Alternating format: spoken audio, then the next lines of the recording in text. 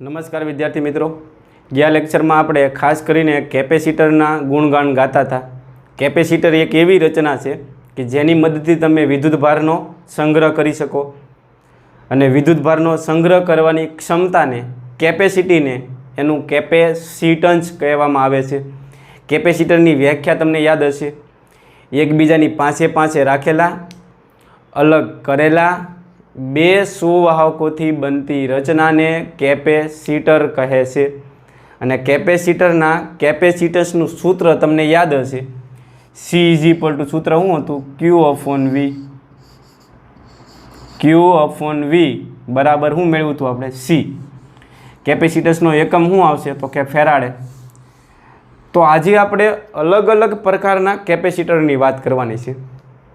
એની અંદર એક પહેલું જે કેપેસિટર છે એ ગોળાકાર કેપેસિટર છે, એટલે કે ગોળો છે ને એ કેપેસિટર તરીકે વર્તે અને જે કેપેસિટર હોય એને કેપેસિટન્સ હોય। તો આજે આપણે ગોળાનું કેપેસિટન્સ મેળવવાનું છે। કેપેસિટન્સ કહેતા ક્ષમતા અથવા તો કેપેસિટી।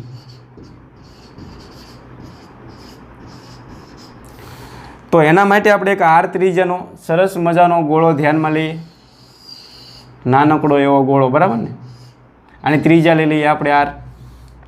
તો ગોળા ઉપર વિદ્યુત સ્થિતિમાનનું સૂત્ર તમને યાદ છે? તો ગોળાની સપાટી પર વિદ્યુત સ્થિતિમાન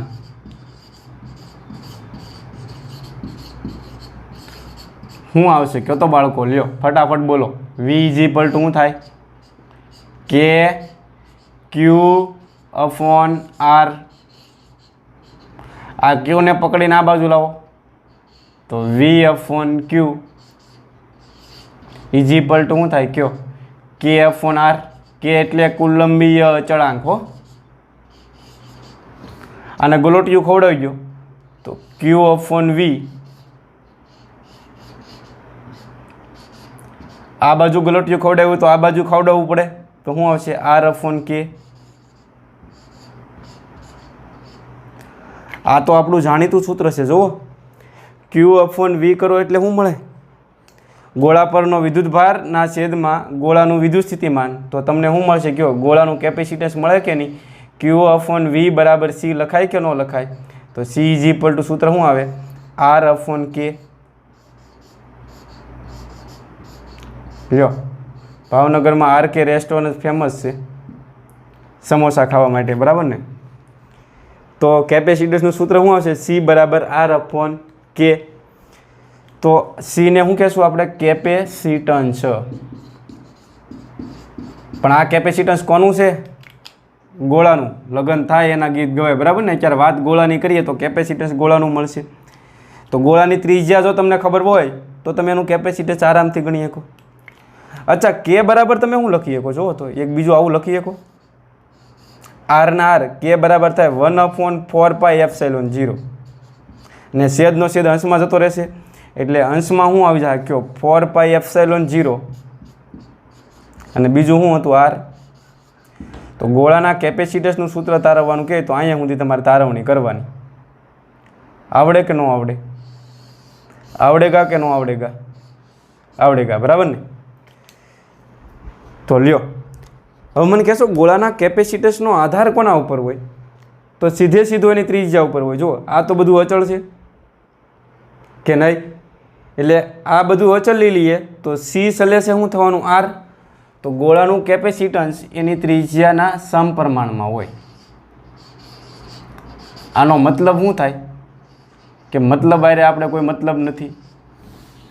તો આનો મતલબ એવો થાય કે જો તમે ગોળાની ત્રિજ્યા વધારતા જાઓ તો એનું કેપેસિટન્સ વધતું જાય। ત્રિજ્યા વધારો એટલે ગોળો મોટો થાય, જેમ ગોળો મોટો એમ એનું કેપેસિટન્સ વધારે, એટલે કે વિદ્યુતભાર સંગ્રહ કરવાની ક્ષમતા વધારે। તો C અને Rનો રિલેશન યાદ રાખજો, બોર્ડમાં પૂછાઈ ગયેલો પ્રશ્ન છે કે ગોળાનું કેપેસિટન્સ ત્રિજ્યા સાથે કેવો સંબંધ ધરાવે છે? તો ત્રિજ્યાના સમપ્રમાણમાં હોય। અચ્છા, C વિરુદ્ધ Rનો આલેખ દોરો તો આમાં ગોળા માટે કેપેસિટન્સ વિરુદ્ધ એની ત્રિજ્યાનો આલેખ દોરો તો બંને સમપ્રમાણમાં છે। તો આલેખની હાલત શું હશે? અહીં લઈ લઈએ આપણે C ને અહીં લઈ લઈએ આપણે આર. તો સી અને આર એકબીજાના સમપ્રમાણમાં હોય એટલે ગ્રાફ આવે સુરેખ. ક્લિયર થયું કે નહીં? આ ખૂણાને હું કીધું થીટા. ને ગ્રાફ જો સુરેખ હોય તો આપણે વારંવાર વાત કરીએ એને પોતાનો ઢાળ હોય. તો ઢાળ મેળવવાનું સૂત્ર શું છે? ઢાળ બરાબર ટેન થીટા. અને ટેન થીટા બરાબર બીજું તમે આવું લખી શકો ઢાળનું સૂત્ર વાય અક્ષના છેદમાં એક્સ અક્ષ. તો વાય અક્ષ ઉપર શું છે? સી. અને વાય અક્ષ ઉપર શું આવશે? વાય અક્ષ ઉપર સી છે અને એક્સ અક્ષ ઉપર શું આવશે? આર. વાય અક્ષના છેદમાં એક્સ અક્ષ. હવે સી એફ ઓન આર બરાબર શું થાય? તો થોડુંક નજર અહીંયા રાખજો. આ આરને આ બાજુ લઈ જાઓ. તો સી એફ ઓન આર બરાબર શું થાય? જુઓ તો 1/k. અને 1/k ઇઝ ઇક્વલ ટુ તમે શું લખી શકો? 4πε0 થાય ને. 1/k બરાબર તમે શું લખી શકો? 4πε0. તો સી એફ ઓન આર ભાળોને તમે શું લખી શકો? 1/k. અને કે ભાળોને તમે 1/4πε0 મૂકો એટલે એ ઉપર જતા રહે. તો તમને આવો પ્રશ્ન પૂછે કે ગોળા માટે કેપેસિટન્સ વિરુદ્ધ ત્રિજ્યાનો આલેખ દોરો. તો આલેખનો ઢાળ તમને શું આપે? તો કુલંબીય અચળાંકનો વ્યસ્ત.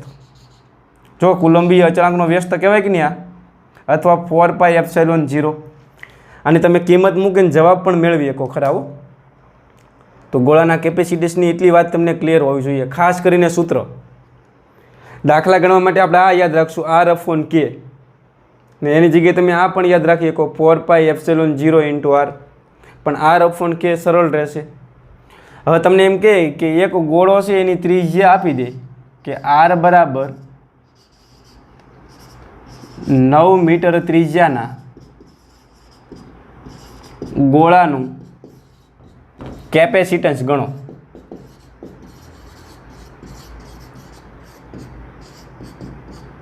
તો આવડી જાય કે નહીં? તો કેપેસિટન્સનું સૂત્ર શું આવશે ગોળા માટે? C = r/k. તો r બરાબર કેટલા મૂકશો? 9. જો સેન્ટીમીટરમાં હોય તો મીટરમાં ફેરવી દેવાનું, ખાસ ધ્યાન રાખજો. ને k બરાબર કેટલા મૂકશો? 9 × 10⁹. નવા નવા ગયા અને ઉપર લઈ જાઓ. અહીંયા કાંઈ ન હોય તો એક તો રહેવાના જ તે. 9 ને ઉપર લઈ જાઓ તો માઇનસ થશે. ને કેપેસિટન્સ છે એનો એકમ શું આવે? ફેરાડે. કેવો? ફેરાડે. અને -9 ને નેનો લખી શકો કે નહીં? તો 1/1 9 ને શું કહેવાય? નેનોમીટર. 9 ને શું કહેવાય? 10ની માથે -9 એટલે નેનો. ફેરાડેના ફેરાડે.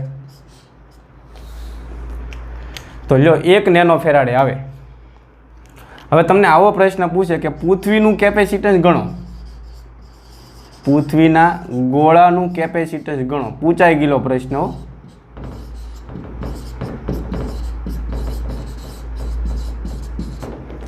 તો પૃથ્વીના ગોળાની ત્રિજ્યા તમને ખબર હોવી જરૂરી. તો પૃથ્વીના ગોળાની ત્રિજ્યા કેટલી થાય? r બરાબર 6600 કિલોમીટર. ત્રિજ્યા મળે એટલે કેપેસિટન્સ મળે તમને. તો પૃથ્વીના ગોળાનું કેપેસિટન્સ ગણવું હોય તો c પૃથ્વી શું આવશે? કયો? r/k. પૃથ્વીની ત્રિજ્યા કેટલી છે? 6600 કિલોમીટર. એટલે 6600 ના 6600 કિલોનું તમારે મીટરમાં ફેરવવું પડે. તો કિલો એટલે 10ની કેટલી ઘાત થવાની? 3 ઘાત. ને k એટલે કુલંબીય અચળાંક 9 × 10⁹. 6600 ભાગ્યા 9 કરો એટલે 711 સમથિંગ આવશે. 9 ઘાત ઉપર જાય તો માઇનસ થશે. 3 - 9 એટલે -6 ઘાત થાય ફેરાડે. ને -6 એટલે માઇક્રો થાય કે નહીં? તો કેટલું આવશે? 711 માઇક્રો ફેરાડે. આ જવાબ પાકો કરી લેવાનો છે તમારે. પૃથ્વીના ગોળાની ત્રિજ્યા નહીં બદલાવે, બરાબર ને? તો પૃથ્વીના ગોળાનું કેપેસિટન્સ કેટલું હોય? 711 માઇક્રો ફેરાડે. અચ્છા, અને આમ પણ લખીએ કે નહીં? 6 ડિજિટ આમ ખસેડી નાખો તો -6 ઘાત મારે ગાયબ કરવી છે. 6 ડિજિટ આમ ખસેડવા પડે. 6 ડિજિટ આમ ખસેડો એટલે જવાબ આમ આવશે 0.000 6 ડિજિટ આમ કરશે તો 6 આમાં ઉમેરાઈ જશે કે નહીં? -6 + 6 એટલે 0 થઈ જાય ઘાત. 0 એટલે 1 થઈ જાય. તો આ તમને 711 ફેરાડે આમ પણ તમે મેળવી શકો. તો હવે સમજો વિદ્યાર્થી મિત્રો, પૃથ્વીનો ગોળો તમે વિચારી શકો કવડો મોટો છે. કવડો મોટો છે. તો એનું કેપેસિટન્સ 1 કરતાંય ઘણું ઓછું મળે. જો 1 ફેરાડે કરતાં પણ ઘણું બધું ઓછું છે. જો એટલે એનો મતલબ શું થયો કે 1 ફેરાડે તમારે કેપેસિટન્સ મેળવવું હોય ને તો બહુ અઘરું પડે. કારણ કે આવડા મોટા પૃથ્વીના ગોળાનું કેપેસિટન્સ જો 1 ફેરાડે ન થતું હોય તો વ્યવહારિક જીવનમાં આપણે 1 ફેરાડે કેપેસિટન્સ મેળવવું બહુ મુશ્કેલ પડી શકે ખરો. એટલે કેપેસિટન્સના જે મૂલ્ય હોય ને એ માઇક્રોમાં હોય. 1 માઇક્રો ફેરાડે, અને ફેરાડેમાં કન્વર્ટ કરતા આવડે કે નહીં, 1 ગુણ્યા 10 ની માથે માઇક્રો એટલે કેટલા થવાના 6 ઘાત. નેનો ફેરાડેમાં હોય તો 1 ગુણ્યા 10 ની માથે -9 ઘાત ફેરાડે. અમુકને 500 ફેરાડે આવે હો. તો આપણે એમ વિચારવું પડે કે એ પૃથ્વી કરતાં મોટું કેપેસિટર હશે તો 500 ફેરાડે આવી શકે. હવે પૃથ્વીથી તો મોટું કાંઈ પૃથ્વી ઉપર કોઈ અસ્તિત્વ નથી. સમજણ પડે છે કે નહીં? એટલે આપણે 1 ફેરાડે કેપેસિટર આ ચેપ્ટરમાં ક્યારેય મળવાનું નથી. તો હવે આપણે જે બીજું કેપેસિટર ભણવાનું છે એ કેપેસિટરનું નામ છે સમાંતર પ્લેટ કેપેસિટર. પહેલાં ગોળાકાર કેપેસિટર ભણ્યા, હવે કયું ભણવાનું છે? સમાંતર પ્લેટ કેપેસિટર. નામ એવા જ ગુણધર્મ છે કે સમાંતર પ્લેટ કેપેસિટર કઈ રીતે બનાવવામાં આવે. તો એની અંદર તમારે 2 પ્લેટ લેવાની. એક આ પ્લેટ છે અને સમાંતરમાં એક બીજી પ્લેટ રાખી દો. 2 એકબીજાની નજીક નજીક રાખવાની છે પણ અડવી જોઈએ નહીં, નકર પ્રોબ્લેમ થાય ભાઈ. આ 2 પ્લેટ વચ્ચેનું અંતર લઈ લઈએ આપણે D. અત્યારે આ પ્લેટ છે ને એ લંબચોરસ આકારની છે ને આ પ્લેટનું ક્ષેત્રફળ લઈ લઉં હું એ એટલે શું? તો કે આ પ્લેટનું ક્ષેત્રફળ. આનું ક્ષેત્રફળ જેટલું હોય જનરલી એટલું જ ક્ષેત્રફળ આનું હોય છે. એટલે બેના ક્ષેત્રફળ સરખા રાખવાના. ને હવે તમારે શું કરવાનું? આને બેટરી હારે જોડી દો.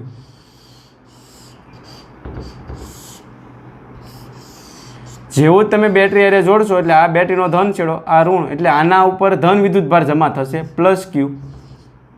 બરાબર? આમાં કયો વિદ્યુતભાર જમા થશે? ધન વિદ્યુતભાર.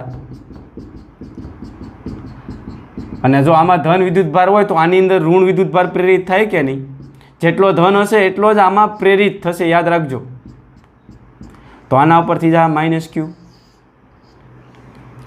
આ એ શું છે? પ્લેટનું ક્ષેત્રફળ. D શું છે? 2 પ્લેટ વચ્ચેનું અંતર.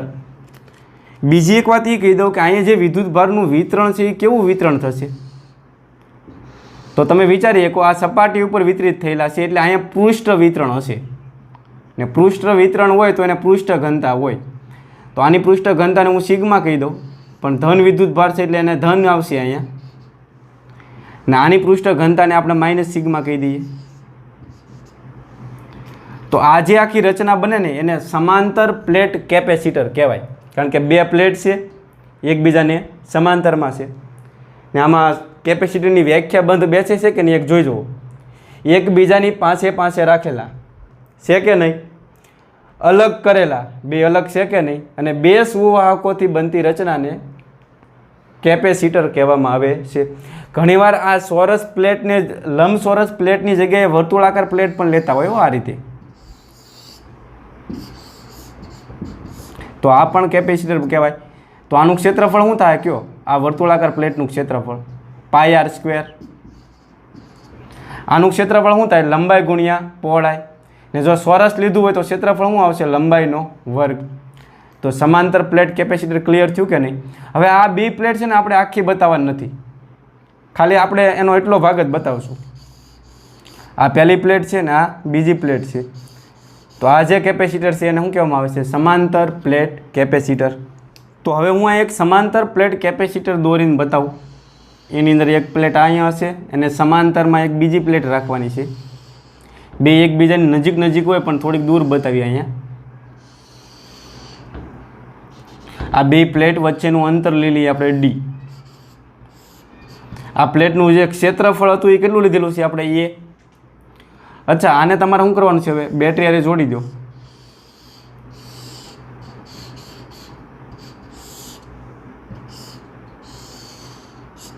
તો આ પ્લેટ છે એ ધન વિદ્યુત ભારિત થશે ને આ પ્લેટમાં ઋણ વિદ્યુત ભાર પ્રેરિત થાય. તો આના ઉપર વિદ્યુત ભારને હું કીધો +Q. તો આના ઉપર કેટલો હશે? -Q. આની પૃષ્ઠ ઘનતાને સિગ્મા કહી દો. આની પૃષ્ઠ ઘનતાને આપણે માઇનસ સિગ્મા કહીશું. તો પહેલાં સમાંતર પ્લેટ કેપેસિટરની વ્યાખ્યા લખી નાખીએ આપણે. વ્યાખ્યા તો એકબીજાની પાસે સમાંતરમાં રાખેલી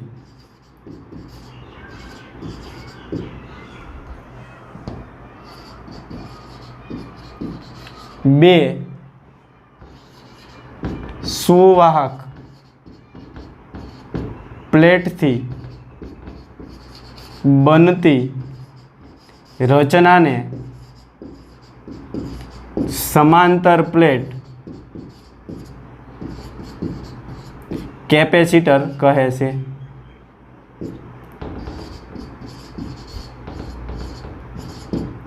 વ્યાખ્યા યાદ રહી જાય. હું એકબીજાની પાસે સમાંતરમાં રાખેલી બે સુવાહક પ્લેટથી બનતી રચનાને સમાંતર પ્લેટ કેપેસિટર કહે છે.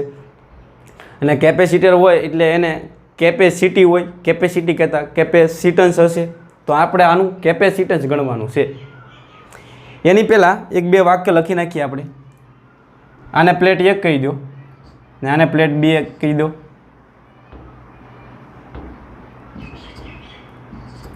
તો લખીએ પ્લેટ 1 આકૃતિમાં દર્શાવ્યા પ્રમાણે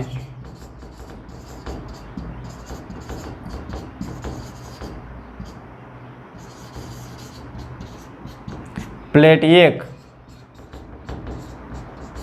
અને પ્લેટ 2 પરના વિદ્યુત ભારો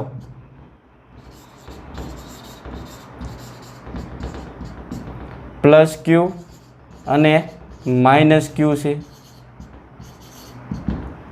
બે પ્લેટ વચ્ચેનું અંતર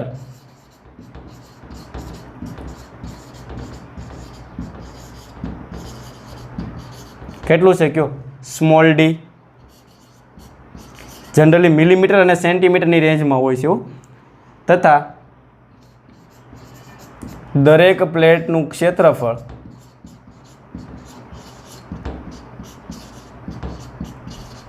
કેટલું ધ્યાનમાં લીધેલું છે આપણે? એ છે. તો આટલું ક્લિયર થયું. હવે તમને ખબર પડે છે અહીંયા ધન વિદ્યુત ભાર છે, અહીંયા ઋણ વિદ્યુત ભાર છે. એટલે આ બધા જ વિદ્યુત ભારો પોતાનું શું ઉત્પન્ન કરશે? વિદ્યુત ક્ષેત્ર.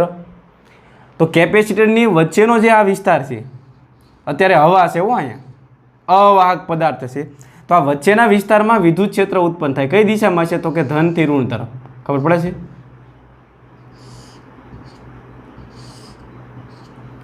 આની અંદર વિદ્યુત ક્ષેત્ર છે એ ધનથી ઋણ તરફ હશે. તો મારે અહીંયા વિદ્યુત ક્ષેત્ર ગણવું છે વચ્ચેના વિસ્તારમાં.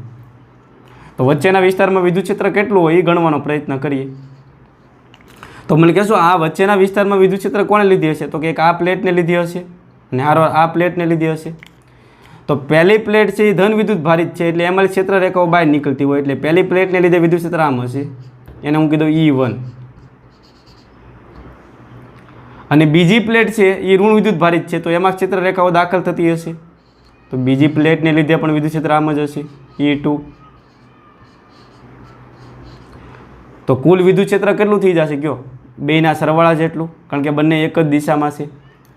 તો લખીએ આપણે. આપણો હવે ટાર્ગેટ શું છે? કેપેસિટરની અંદરના વિસ્તારમાં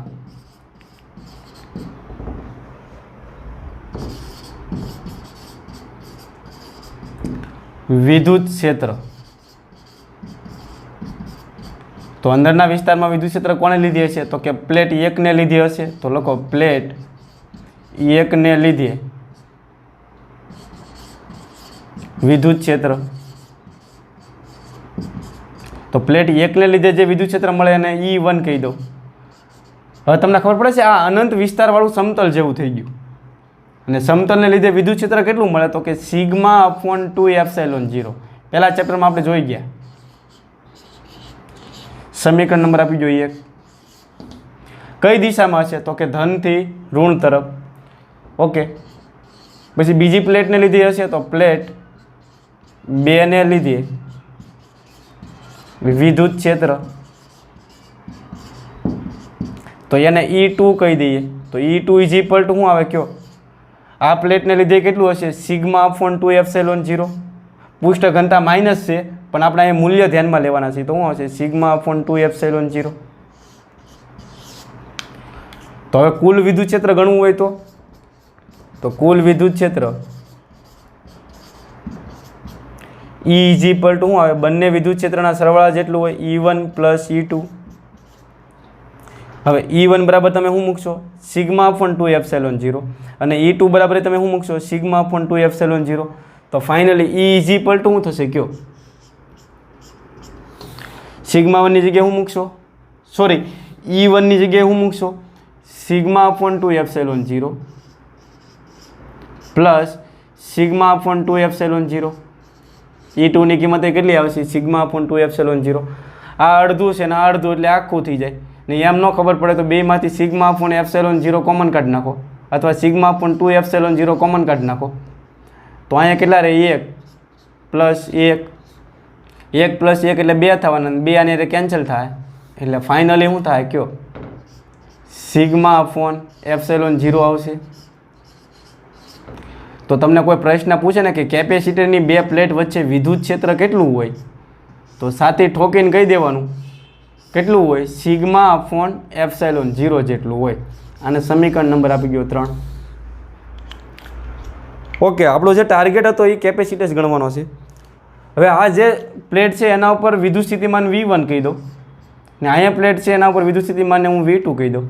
તો બે પ્લેટ વચ્ચે વિદ્યુત સ્થિતિમાનનો તફાવત કેટલો આવે? આપણે વાત કરી હતી ગયા વખતે V1 માઇનસ V2. તો બે વચ્ચે વિદ્યુત સ્થિતિમાનનો તફાવત છે V.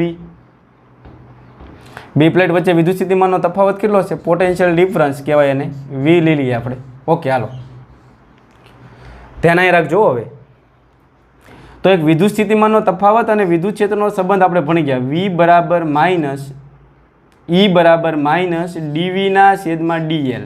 યાદ છે? ઘડીક dd ને ઉડાડી ગયો, આને માઇનસને ગાયબ કરી ગયો. તો E બરાબર શું આવશે? V upon L. અહીં L ની જગ્યાએ બે પ્લેટ વચ્ચેનું અંતર કેટલું છે? D. તો D ને આ બાજુ લઈ જાવ તો V બરાબર શું આવશે? ED. બહુ જ અગત્યનું સૂત્ર હો કે કેપેસિટરની અંદર વિદ્યુત ક્ષેત્ર કેટલું છે? E. હું હવે ડાયરેક્ટ લખી નાખું અહીંયા, બરાબર ને? ટોટલ વિદ્યુત ક્ષેત્ર કેટલું છે? E. બે પ્લેટ વચ્ચેનું અંતર કેટલું છે? D. તો બે પ્લેટ વચ્ચે વિદ્યુત સ્થિતિમાનનો તફાવત કેટલો હશે? V બરાબર. તો સૂત્ર શું થાય? V બરાબર E ઇન્ટુ D. D એટલે બે પ્લેટ વચ્ચેનું અંતર. તો લખીએ બે પ્લેટ વચ્ચે વિદ્યુત સ્થિતિમાનનો તફાવત.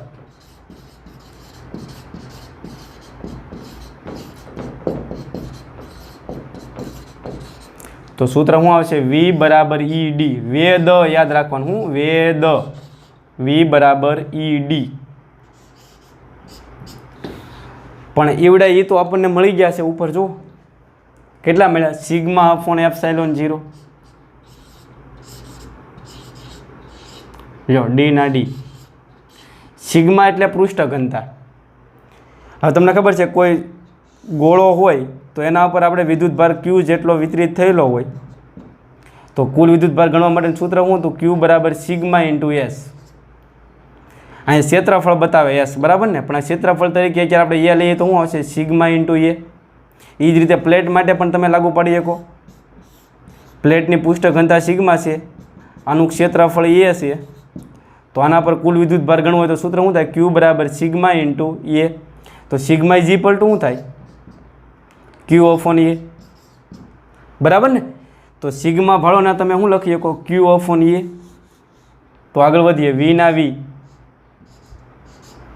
સિગ્માની જગ્યાએ મૂકી દઉં હું Q અપોન એ. અહીંયા Q મૂક્યા, છેદમાં એ જવાના. એપ્સિલોન 0 ના એપ્સિલોન 0 અને D ના D. લખવું તો લખી શકો કે સિગ્મા બરાબર તમે શું લખેલું છે? Q અપોન એ. અચ્છા, Q ને બરાબરની આ બાજુ લઈ જાઓ તો V અપોન Q. તો Q આ બાજુ આવી ગયા તો અહીં રહેશે હું અંશમાં રહેવાના D ના છેદમાં એપ્સિલોન 0 ઇન્ટુ એ. હવે આને ગલોટિયું ખવડાવી ગયો તો Q અપોન V બરાબર શું થાય? કયો એપ્સિલોન 0 એ અપોન ડી અને ક્યુ અપોન વી એટલે શું છે? કેપેસિટર પરનો વિદ્યુતભારના છેદમાં વિદ્યુત સ્થિતિમાનનો તફાવત. એટલે તમને કેપેસિટન્સ મળે કે નહીં? તો ક્યુ અપોન વી બરાબર મૂકજો સી. તો સૂત્ર શું થાય? એપ્સિલોન 0 એ અપોન ડી. લ્યો, તો સમાંતર પ્લેટ કેપેસિટરના કેપેસિટન્સનું સૂત્ર મળી ગયું. સમીકરણ નંબર આપી દો 4. તમને એમ કહે કે સમાંતર પ્લેટ કેપેસિટરની વ્યાખ્યા આપી તેના કેપેસિટન્સનું સૂત્ર તારવો, તો આ બધી ભાગવત તમારે એમાં કરવી પડશે. છે કાંઈ સુધી ક્લિયર થયું? સી ઇઝ ઇક્વલ ટુ શું આવશે? એપ્સિલોન 0 એ અપોન ડી. હવે તમને આવો પ્રશ્ન પૂછે કે કેપેસિટન્સનો આધાર કોના ઉપર હોય? સમાંતર પ્લેટ કેપેસિટરમાં કેપેસિટન્સનો આધાર કોના ઉપર હોય? તો એક તો એપ્સિલોન 0 ઉપર હોય. એપ્સિલોન 0 એટલે માધ્યમની પરમિટિવિટી. અંદર ક્યુ માધ્યમ છે ને એના ઉપર હોય. અત્યારે માધ્યમ તરીકે આપણે અહીંયા શૂન્ય અવકાશ લીધેલું છે, હવા લીધેલી છે, એટલે અહીંયા હવાની પરમિટિવિટી આવે. એ એટલે પ્લેટનું ક્ષેત્રફળ અને ડી એટલે બે પ્લેટ વચ્ચેનું અંતર. હવે તમે ચેક કરી જુઓ, અહીંયા કેપેસિટન્સનો આધાર લખીએ આપણે.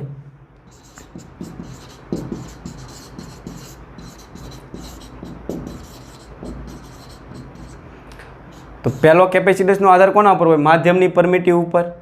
તો લખીએ માધ્યમની પરમિટિવિટી અથવા માધ્યમના પ્રકાર ઉપર તમે લખી શકો.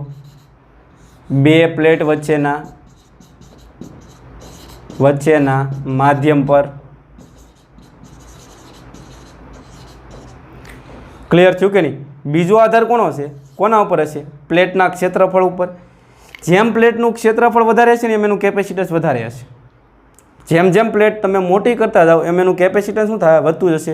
એટલે લખવાનું પ્લેટના ક્ષેત્રફળ પર. પ્લેટનો લખો તો સુવાહક લખી શકો. સુવાહકના ક્ષેત્રફળ ને ક્ષેત્રફળ ન લખવું હોય તો પરિમાણ લખાય. સુવાહકના પરિમાણ પર. અને ત્રીજું ડી. ડી એટલે બે સુવાહક વચ્ચેનું અંતર. જેમ અંતર ઓછું હશે ને એમ કેપેસિટન્સ વધારે હશે. એટલે ત્રીજો આધાર કોના ઉપર છે? સુવાહકો વચ્ચેના અંતર પર.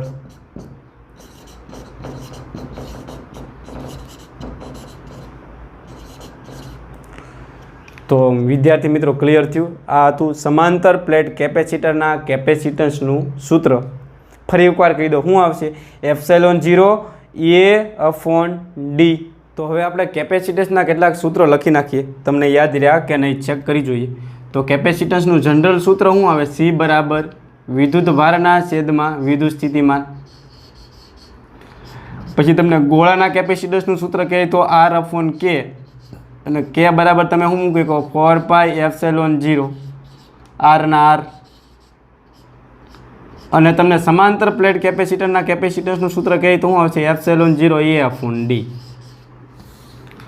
તો ક્યારેક કયો પ્રશ્ન પૂછ્યો છે એ તમને ખબર હોવી જરૂરી. તો હવે કેટલાક સમાંતર પ્લેટ કેપેસિટરના દાખલા ગણીએ. તમને આવો દાખલો આપે કે એક સમાંતર પ્લેટ કેપેસિટરમાં પ્લેટો વચ્ચેનું અંતર 2 મિલીમીટર છે અને દરેક પ્લેટનું ક્ષેત્રફળ 20 × 10⁻³ મીટર સ્ક્વેર હોય તો કેપેસિટન્સ ગણો. પહેલાં જોવાનું કયું કેપેસિટર છે? સમાંતર પ્લેટ કેપેસિટર. તો તમને બે પ્લેટ વચ્ચેનું અંતર કેટલું આપ્યું? 2 મિલીમીટર. અંતરો છે એ મિલીમીટર અને સેન્ટીમીટરની રેન્જમાં હશે. ખાસ ધ્યાન રાખજો. તો 2 ના 2 મિલી એટલે 10⁻³ થશે ને આ મીટરના મીટર. અચ્છા, પ્લેટનું ક્ષેત્રફળ કેટલું આપ્યું? તો કે 20 × 10⁻³ મીટરનો સ્ક્વેર. તો કેપેસિટન્સ ગણવાનું કીધું તો આવડી જાય કે નહીં? તો સમાંતર પ્લેટ કેપેસિટરના કેપેસિટન્સનું સૂત્ર શું થાય? કેપેસિટન્સ સી બરાબર એપ્સિલોન 0 એ અપોન ડી.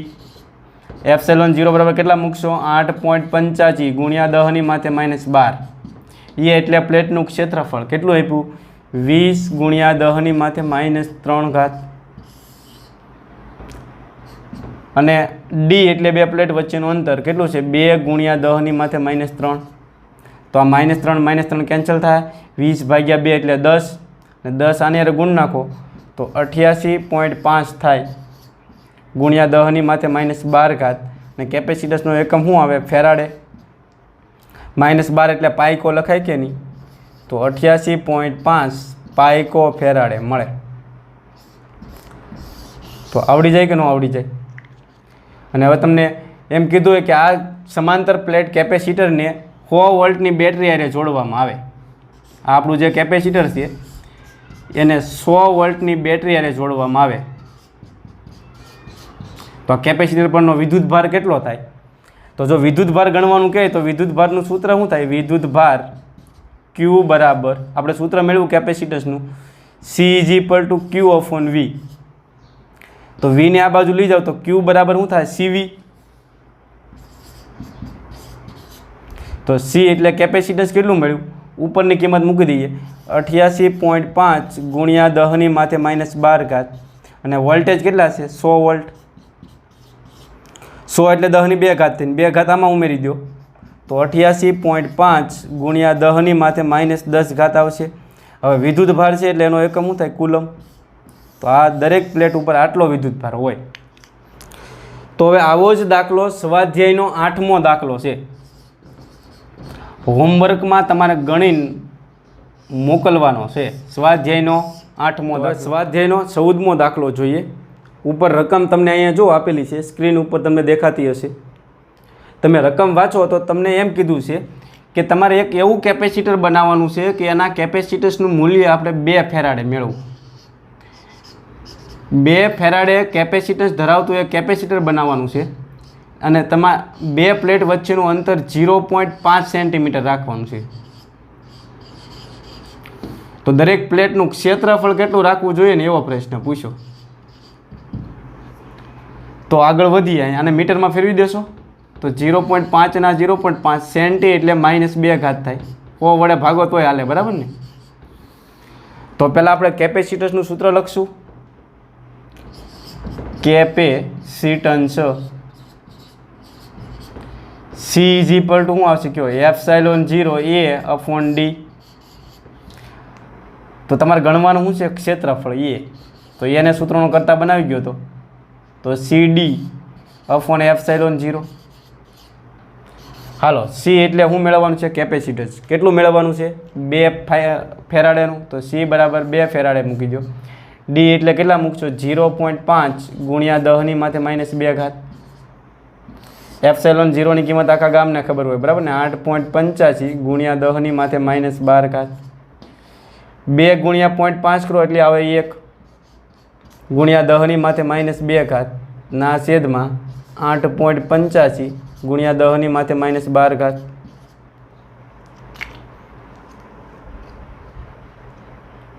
હવે 1/8.85 કરો એટલે મારા ખ્યાલ મુજબ જવાબ કંઈક આવો આવે. ફૂલ ચૂક લેવી દઈએ, બરાબર? 0.1130, બરાબર? -12 ને ઉપર લઈ જાઓ તો પ્લસ થશે. તો +12 માંથી 2 બાદ કરો 10⁻10 થવાની. ક્ષેત્રફળ છે એટલે એનો એકમ શું થાય? મીટરનો સ્ક્વેર. હવે 4 ડિજિટ આ બાજુ ખસેડી નાખો. 1 2 3 ને 4 તો શું આવશે? 1130 થવાના. 4 ની બાદબાકી કરશો તો 10⁶ થઈ જશે મીટરનો સ્ક્વેર. હવે આને કિલોમીટરમાં ફેરવતા આપણે ધ્યાન આપજો. 10⁻3 હોય તો એને કિલો કહેવાય અને એનો વર્ગ કરો એટલે અહીં 10⁶ થઈ જાય તો અહીં કિલોનો સ્ક્વેર થાય. તો 10⁶ ભળોના તમે કિલોનો સ્ક્વેર લખી શકો કે નહીં? તો એ જ વસ્તુ અહીંયા છે. 1130 10⁶ ભળોને તમે શું લખી શકો? કિલોનો સ્ક્વેર. મીટર સ્ક્વેરના મીટર સ્ક્વેર. અને કોમન લખવું હોય તો કિલોમીટરનો સ્ક્વેર. તો તમે વિચારી શકો કે તમારે 1130 કિલોમીટર સ્ક્વેર ક્ષેત્રફળ ધરાવતી એવી 2 પ્લેટો લેવી પડે કે જેથી કરીને તમે કેપેસિટન્સ 2 ફેરાડે મેળવી શકો. તો આ ક્ષેત્રફળ તો ખૂબ વધારે છે. ને એક સ્ટેપ હું આગળ વધું કે ધારો કે આ જે પ્લેટો આપણે ધ્યાનમાં લઈએ એ ચોરસ હોય તો આની લંબાઈ L હોય તો આની લંબાઈ કેટલી હોય યાર? તો આનું ક્ષેત્રફળ આટલું હોય તો એની લંબાઈ મળી જાય ખરી? તો ક્ષેત્રફળ બરાબર શું થાય? લંબાઈનો વર્ગ. 1130 બે બાજુ વર્ગમૂળ લઈ લો તો અહીંયા વર્ગને વર્ગમૂળ કેન્સલ થાય ને 1130નું તમે વર્ગમૂળ કાઢો તો 33 કિલોમીટર સમથિંગ આવે. આનું સમથિંગ આવશે 33, બરાબર ને? કિલોમીટર. તો તમે વિચારવું હોય તો વિચારી શકો ખરા 2 ફેરાડે કેપેસિટર મેળવવું હોય તો 33 કિલોમીટર લંબાઈ અને 33 કિલોમીટર પહોળાઈ ધરાવતી 2 પ્લેટો ધ્યાનમાં લેવી પડે. તમે વિચાર કરજો, એટલી મોટી વિશાળ પ્લેટો લેશો ત્યારે તમને 2 ફેરાડે કેપેસિટર મળે. તો આટલી બધી લંબાઈ ધરાવતી પ્લેટો ગોઠવવી બહુ મુશ્કેલ પડે. એટલે 2 ફેરાડે કેપેસિટન્સ એ સરળતાથી મેળવી શકો નહીં. એટલે તમને ખ્યાલ આવી ગયો હશે કે 2 ફેરાડે કેપેસિટર એ બહુ મોટો એકમ. તો આજના લેક્ચરમાં આપણે અહીંયા અટકીએ. આવતા લેક્ચરમાં ફરીવાર કેપેસિટરમાં આગળ વધીશું. ત્યાં સુધી ગુડ બાય.